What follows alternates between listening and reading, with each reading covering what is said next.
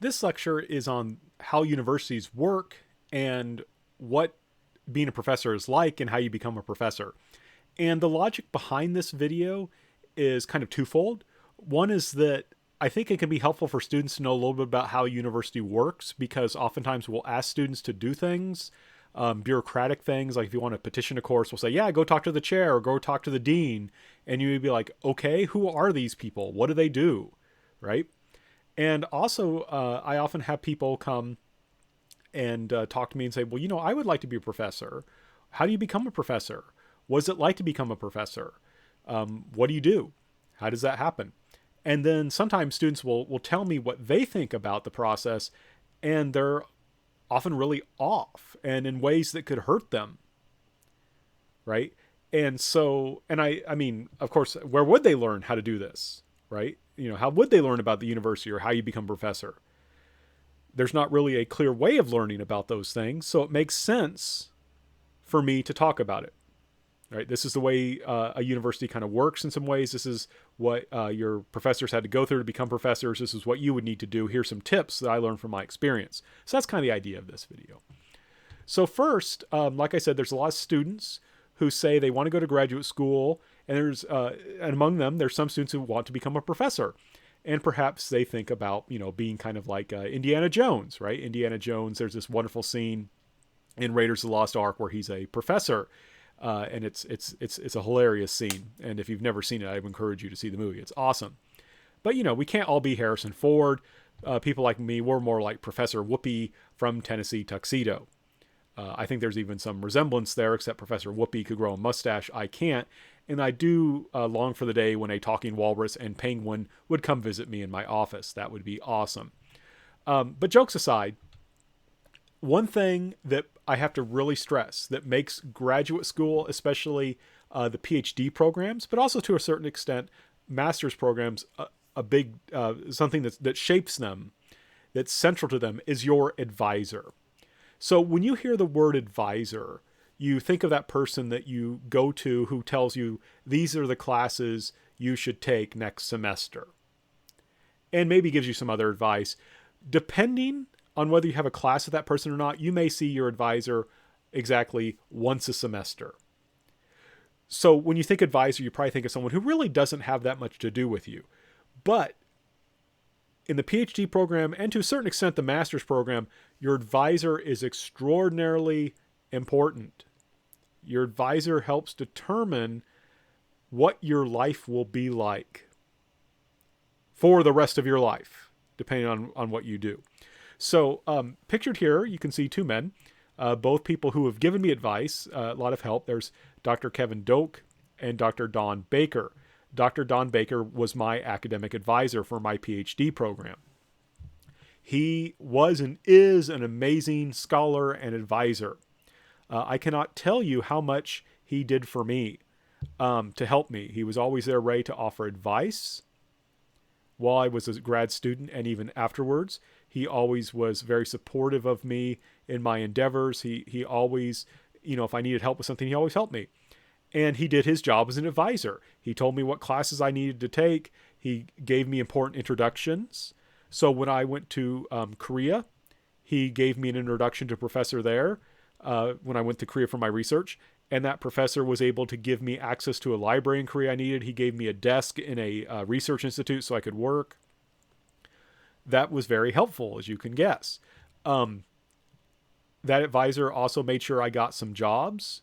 So, for example, as part of my dissertation, I needed to work on a particular primary source, and he got a grant to translate that source. He got money, and he gave me some of the money so I could translate it. And that was really nice, right? When you're a graduate student, you never have enough money. So I had a really good advisor, helped me get a job, still helps me. He's wonderful. Other people aren't so fortunate, and they get terrible advisors.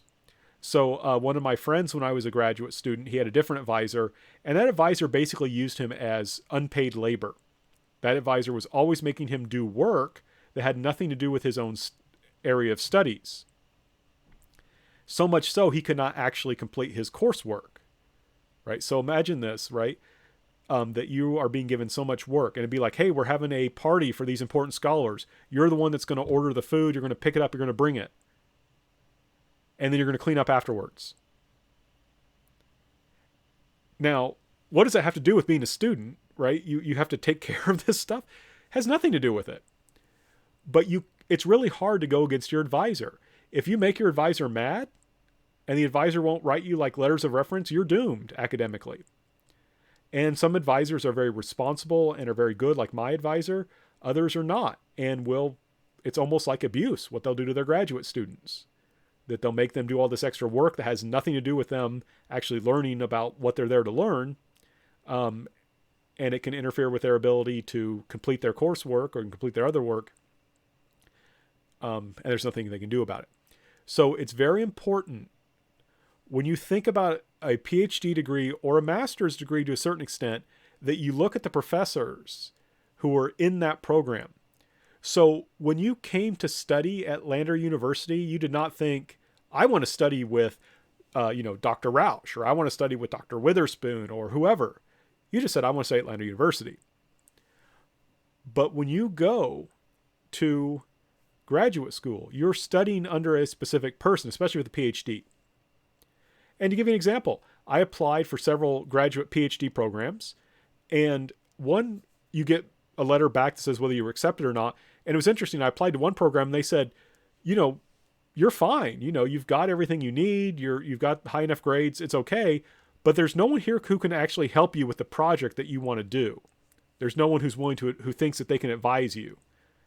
So I went to study at the University of British Columbia in Vancouver, Canada, specifically because of Dr. Don Baker, because I wanted to study Catholicism in Korea. He's the guy to study with. So notice that. That's how important your advisor is. You go to an institution based on that person. Like I said, it's not as much true with master's degree, but still important. Very important PhD. So that's something to think about. When you're looking at graduate schools, don't just look at the program. Look at the faculty in the program. See if there's someone that you would like to work with. See if they have research interests that you're interested in. Very important. So now I need to talk a little bit about these different degrees. So there's a master's degree, right? The master's degree lasts about 2 years. It takes usually about 2 years to complete a master's degree. It typically ends with the writing of a thesis, which it depends, but that's usually a paper of like 50 to 100 pages long. So it's pretty serious stuff. Now, not every master's degree ends with a thesis, but that certainly does. So if you don't like writing, if you don't like reading, you may not want to try and pursue a master's degree. It depends on the program and what you're studying, but that's typically how it is. Now, one thing that's different, and this is true typically in both master's and PhD programs, and by the way, if you're in a master's program or a PhD program, you're going to take classes with other students who are either master's or PhD students, right? So master's students will take classes with PhD students and vice versa. So what I'm saying next is true for both. But typically, if you're working on a master's degree, you take fewer courses. So a full load typically for an undergraduate is like 15 hours. For a graduate student, it's usually like 12. Why? Because usually there's more work. There's more reading and there's more writing. So for example, I took a class on American religious history as a master's student, and we usually read a book a week. And I remember one book was, I believe, 500 pages long. We did that in 1 week. 1 week. And also, we were typically expected to write something for every class. So I had a professor who required us usually to read a book a week, or four or five articles a week, which is the equivalent. And we had to summarize them in like 300 words. And you may say, that's easy. It's like, no, it's not. It's easier to write something long. It's hard to write something short. And if you wrote something long, he would embarrass you in front of everyone explaining how this could have been shorter, this could have been shorter, this could have been shorter. It's harder to write concisely. And also more initiative is required. You're expected to do more things on your own. So you're expected to undertake your own research. The professor's not going to hold your hand. You're supposed to learn how to do things on your own. And sometimes this goes too far. Like I had professors who refused to look at rough drafts of mine. I would say, I'm not so sure about this paper. If I'm doing the right thing, would you mind looking at my draft? And they would say no, just flat out no, which I think is wrong. Bluntly speaking, I think that's lazy. But there was nothing I could do about it. And that's one thing I want to emphasize as a graduate student. You're so dependent on your advisor, on the professors, that it's really difficult if you have a bad professor, because they can really mess up your life. That's why it's important to make sure that the professor you want to study under has a good reputation. So one nice thing, though, is that you also get to become closer to your professors. You develop meaningful relationships with them rather than just seeing them once in a while. Sometimes in graduate school, people will actually call their students, I should say, will call their professors by their first name, which seems bizarre to me, by the way. I still don't call Dr. Don Baker Don. I call him Dr. Baker, even though technically we're equal because we're both doctors. In any case, you often develop a closer relationship, and you may write papers with your professors. Professor Baker and I worked on a book together. So that's a great thing. And I remember I was actually an undergraduate. But to give you an example, when this happened, a couple examples. When I was a undergraduate taking a modern Japan class, the professor saw how much I loved history, and he said, I'm taking my graduate students here from Indiana University to the University of Illinois at Urbana-Champaign. You want to come with us? And I loved it. I was getting to play with the big boys in a sense, right? Big boys and big girls, right? I got to go hang around with the graduate students, even though I was just an undergrad. And we went on this car ride to the university, and we went to a class with all these graduate students, and we had dinner together, and it was amazing. And it really was wonderful. So it's really cool. And just to give you an example, this woman, Dr. Fincham Sung, she was my TA when I was an undergraduate.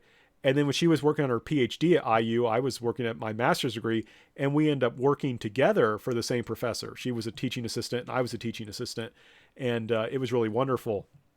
And we ran into each other at a conference, and that's us together. And she's now head of the Association for Asian Studies, which is really cool. But you develop these wonderful relationships. And that's really a plus to it. But that's also, like I said, you got to make sure that your professor is good. You got to make sure that your advisor is going to be a good person. You also need to make sure that they're going to be there. Sometimes they'll take what's called a sabbatical. They'll leave the university for a year to do research. If you're only doing a master's degree for 2 years and your advisor is gone for a year, that can be a problem. To get back, though, to this issue, though, of your classes, usually your classes are seminars. So sometimes I was in classes that only had 5 or 6 people. And we were each expected to read a book and write a paper, and we talked about what we read. And it was hard work, but it was wonderful. It was so much fun because you really got deeply into the history. Here's one other thing about graduate school. A B is bad. B's are bad. No, B's are like a D, essentially. You should only be getting A's in graduate school. Now, here's the things about a master's degree. I think a master's degree is relatively easy. It's not too difficult, only a couple of years. It's a pretty good investment of your time.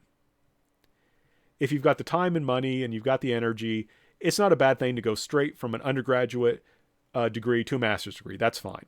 Sometimes it's good to take a year or two to work before you do it, but it's not that big investment of a time. It's usually well worth it. But one thing I want to stress, and I've said this several times, but I just want to really make this, to emphasize this, you can kind of think about a master's degree or a PhD as like an apprenticeship, especially a PhD. It's almost like your advisor is your master and you're the apprentice. And to give you another example of how this works, so in Korean, the advisor is called the Chido Kyosonim, which means guiding professor, and the Chido Kyosonim would call his or her students Jeja. Jeja literally means disciple. And it's the same word used in the Bible to talk about the disciples of Jesus. So to give you a sense of this relationship, it's like you're the professor's disciple, they're your Jesus. That's how this relationship works. Now, one thing that will often happen when you're working on your PhD or master's degree, either one, you may be a teaching assistant. Teaching assistants usually grade. They don't do this at Lander because of they're undergraduates and there's certain rules about FERPA and privacy. But when you're a teaching assistant, you will be grading. And you will be leading discussion sections. So you're learning how to teach. And you absolutely positively want to be a teaching assistant. It's even better if you get to teach your own course. But if you can't teach your own course, being a teaching assistant is great. You absolutely need that experience of working with students. You need teaching experience. It depends on the school. Also, usually you're paid and you are getting a tuition remission or something.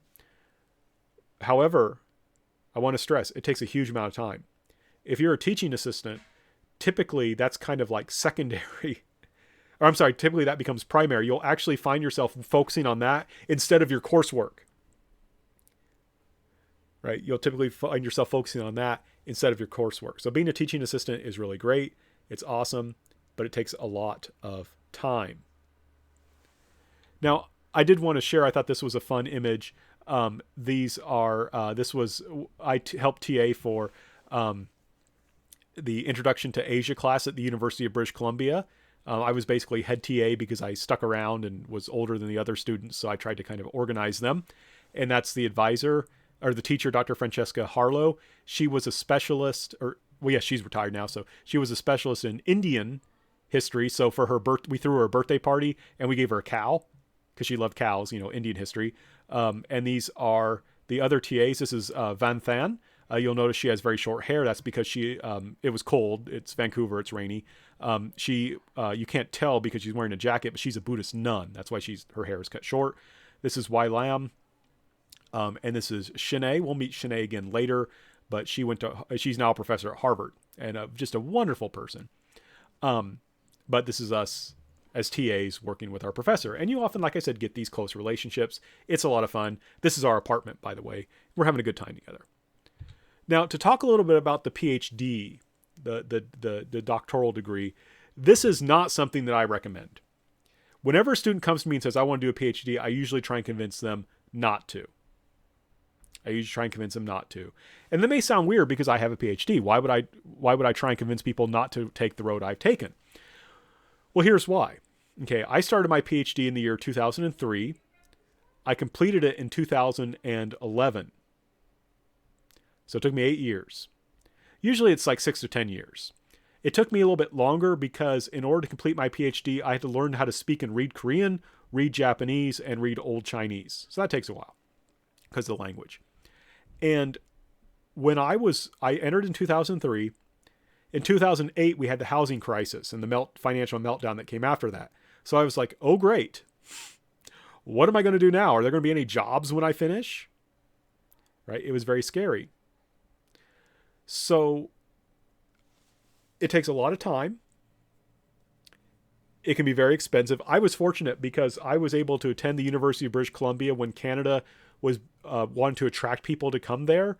So I had free tuition for 4 years. And I had a teaching assistantship that let me pay my other bills. And then after that, I only had to pay domestic tuition, not foreign tuition. So I was only paying like $3,600 a year to attend university. So it was really cheap, but I got a good education. But a lot of people go deep into debt to do a PhD. Every year you're doing a PhD program, you're not working, making money. And what's really frustrating is you're going to see your friends getting married, having children, buying houses, getting promoted at their job while you're still a student. And I remember going to the bank to open a bank account and they were like, well, what is your employment status? And I said, well, I'm a student. And they're like, okay, write down unemployed. And I'm like, oh my gosh, that hurts. That hurts because I'm working so much. I'm like working all the time and yet I'm unemployed. I'm fortunate because I got a job and I'm very happy with it. But something like 50% of people who start a PhD program don't complete it. And I know of people who were able to complete it but can't find jobs because they made their advisors angry. Usually because they weren't working. But it's something that's really key. So I don't recommend it. If you do want to try PhD, you got to just really understand the commitment you're trying to make. So also you have to be willing to follow your advisor. So remember, I said that, it's like an apprenticeship. The advisor, and I'm not trying to be sacrilegious, but it's kind of like you're Jesus. This person determines what's going to happen to you. And you want a good one. And I wanted to study with Dr. Don Baker because he was interested in what I was interested in and he could teach me about it. And so I had to go to his university, the University of British Columbia in Vancouver, Canada. And that was an adjustment. And that's why I have this image of my wife. She's from the Philippines. And Vancouver, Canada is very rainy. And it's not cold for Canada, but it's much colder than the Philippines. And my wife is from the provinces in the Philippines. It's not that, I mean, there's a good number of people there, but she had to learn how to ride a bus and how to ride the train and a lot of things that are in Canada but aren't in the Philippines. And I also had to adjust to it because I'm from, I was used to towns that were, 50, 60,000 people, not to, a big city like Vancouver. So it was an adjustment I had to make to follow my advisor. Like I said, these things can take between 6 and 10 years. The coursework is actually similar to a master's degree. But once you complete your coursework, you have to complete what's called a comprehensive exam. Usually these are exams that are basically you'll have to write like a 15 to 20 page paper in 1 or 2 days. You'll be given a question. And based on everything you learn from your classes, you have to answer that question, usually in a period of like 24 to 72 hours. And yeah, that's stressful, as you can imagine. Write 10 to 20 page paper in 1 to 3 days based on a couple years of coursework. Those are called the comprehensive exams. Usually after that, you have to write your dissertation. So you do a few years of coursework, you take your comprehensive exams to show you've mastered the information, then you take time to do research. For me, that meant spending a year in Korea. I was fortunate I was able to get funding to do that, but I had to go live in Korea for a year. My poor wife, we sat down and figured out that in our first 8 years of marriage, we moved 11 times. So you have to be ready for that kind of lifestyle. After you complete your research, you have to write your dissertation. Basically, a dissertation is about the size of a book. My dissertation was about 350 pages, 350 double-spaced. And then you have to defend your dissertation. You have to get up in front of multiple professors, and their job is to try and tell you how you're wrong, and you have to say why you're right. And that's really stressful. At the University of British Columbia, I remember they have special rooms for the defenses. And I remember what will happen is you defend your dissertation, then you have to leave, and the professors inside the room talk about it, and then then you're called back in. They give you their decision whether or not you get your PhD or whether or not you got to try again, which can take another year or more. And I remember one poor guy, he had his ear to the door trying to hear what they were saying. In my case, I was very fortunate because my friends came to support me. I felt bad for that guy. No one was there to support him. I don't know why. But in my case, my friends were there and we chatted while we were waiting to hear, and I passed my defense. So here, I want to stress, this is why a PhD is so hard. While you're doing all this stuff, you're completing your exams, you're taking classes, you're writing a book, basically, getting ready to defend your thesis. You're also expected to attend academic conferences and present your research, and you're expected to start publishing, right? You're expected to start publishing. And all the while this is happening, I'm married, I'm trying to help my wife. She gave birth to our first son during this time, and I was just finishing up when she gave birth to our second son. And so that was a lot of stuff going on. Now, one thing I want to note, this doesn't quite fit in, but one thing exactly with the PhD, but I needed to give you this advice, and this seems like the best place to do it. My biggest regret before I started my PhD was that I did not look at job ads before beginning it. If you want to look at job ads, you want to see what they're looking for in the to become when you actually are a PhD looking for work, you go to the Chronicle of Higher Education, and they have free job ads. You can access it. But my logic was, I'm going to become a specialist in Korea while also studying China and Japan, because you have to if you study Korea, and that will allow me to be hired as an Asianist, and I'll just teach classes about Asia. And that's not what happened to me. What happened to me was I was hired for a temporary job, and I was as a Asianist, so I was teaching some classes about Asia, but it was just a temporary job. And they needed they needed someone to teach a world history class. And I said, well, yeah, I can do that. So I taught a world history class. That allowed me to apply for jobs in world history, and that allowed me then to get my job at Lander, because my job at Lander was officially for world history. So I made a mistake. What I wanted to do was logical. I'm going to be a specialist in China, Japan, and Korea, or in Korea, and also study China and Japan, so I could teach classes in that. I had a real hard time there, though, because everyone wanted China. And so what happened then was, though, I ended up teaching this class in world history, and that allowed me to specialize in world history. And so I got lucky. But if I was planning correctly, I would have looked at job ads before beginning my PhD program, and I would have had a better idea of what I should study, and I should have focused more on world history. It all worked out for me, but I just want to mention that. But I want to point out, it's all not just hard work. There we are. These are my other fellow graduate students who were also studying under Dr. Don Baker, and we had a picnic to celebrate his birthday. This is Vancouver. That's the ocean and the mountains. Very beautiful. And then also this student, she was getting ready to leave. She finished her master's degree and was going to go study a PhD. This is her advisor, and he threw a party. We were taking a class together, and he threw a party for us as a going away party, and also as to celebrate the end of the semester. And so we all got together at his ocean view apartment. It's really a beautiful, gorgeous place to live. I cannot afford an ocean view apartment, just so you know. But we had a wonderful time there. We had a good time. That's one of the students, and that's my wife. And then, we couldn't just stop there. The graduate students, we got together and had a going away party. I think he is now, I can't remember, he's in England. That's Oleg Bench. He wrote a book on Bushido, which was really well received and is a really good book. And he's teaching in England. And then there's us at the end of my defense. Right, this is after I've successfully defended my dissertation, and that's Dr. Don Baker, that's Dr. Wong, who kindly acted as another professor who grilled me and asked me questions, but he was very nice. Ji-Yun, Kyo-Hoon, and Shinei again, these are my fellow graduate students who are also under Dr. Don Baker. So we had a good time together. If you have the resources, if you have the time, if you just love history that much, you can try the PhD. Just be aware, like I said, about half the people who start fail, and even those who succeed, there's not always a job waiting at the end in academia. So it's really something you have to reflect deeply on. And I would encourage you to talk to me, talk to other professors before you take that step.